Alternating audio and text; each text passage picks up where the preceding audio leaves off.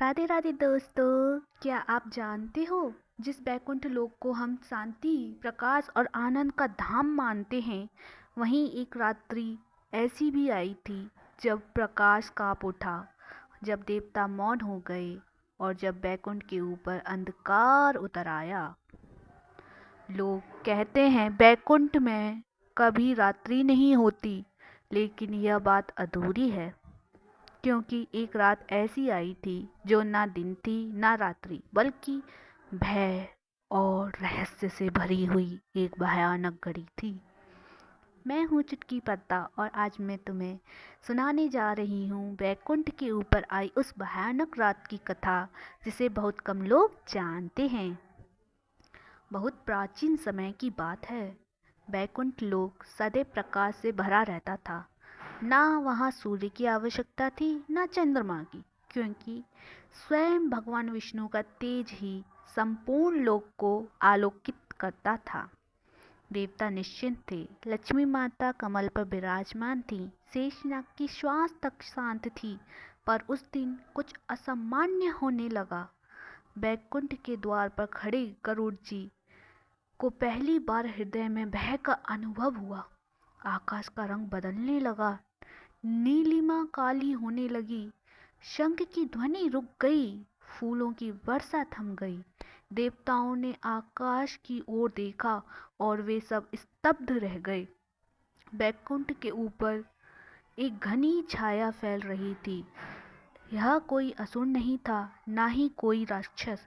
यह था पृथ्वी पर बढ़ते पाप, अहंकार और अधर्म का सजीव रूप। उस क्षण वैकुंठ में पहली बार अंधकार उतरा।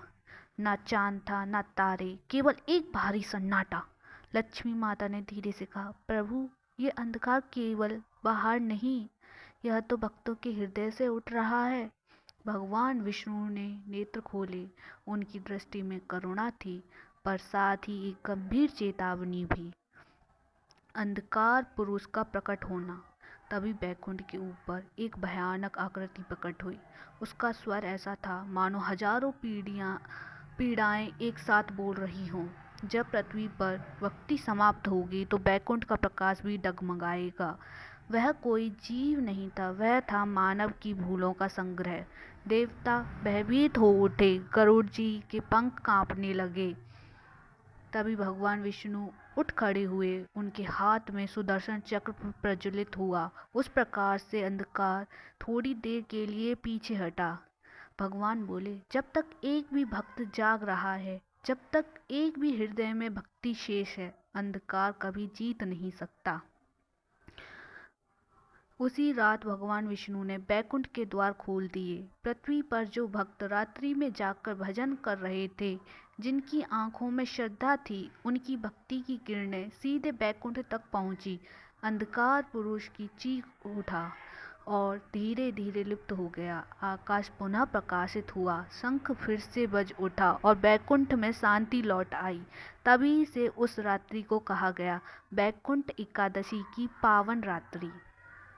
तो मित्रों, यह कथा हमें सिखाती है कि बैकुंठ केवल भगवान का धाम नहीं, वह हमारे विश्वास से जुड़ा हुआ है। जब हम भूलते हैं तो अंधकार बढ़ता है, और जब हम याद करते हैं तो सबसे भयानक रात भी प्रकाश में बदल जाती है।